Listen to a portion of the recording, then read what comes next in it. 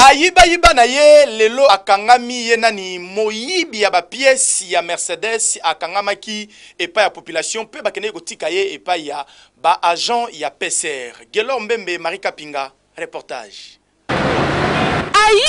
Ayiba lelo akangami jeune garçon oyo bozali komona azalaka na ene spécialiste ya koyiba kaka ba pièce ya Mercedes kasi lelo akangami aya zoyiba na moi aya akuta Mercedes oyo ba parke yango awa ye afongoli kapo akomi kobimisa ba pièce kasi ye pe na ngambu ne aza na mutuka me musala na ye azwa koyiba ka ba pièce ya mituka ba Mercedes abatu bakwe na ye boyo kanenga zobeta munoko a cherchant ya ruluka mali bende na chana Écosse so ninga na chana Écosse pona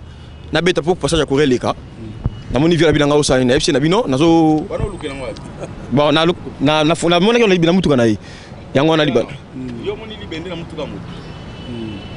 vide mona na mutuka mutu oui bala mona mutuka mutu ke osimbi banolonga wana fungu bana wani ka okata na cha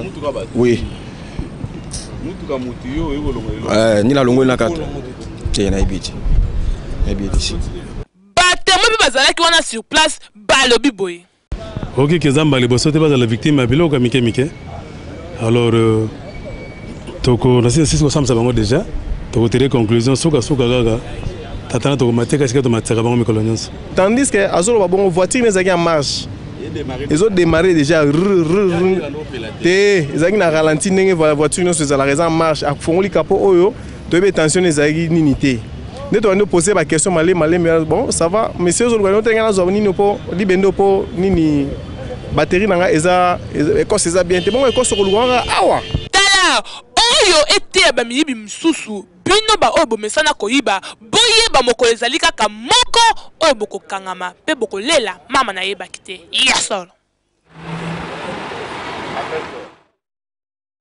Babimisi lelo ba locataire ya immeuble Ubangi o ezwami na place Royal na commune ya Gombe. Paul Tosoua la Jongoya reportage.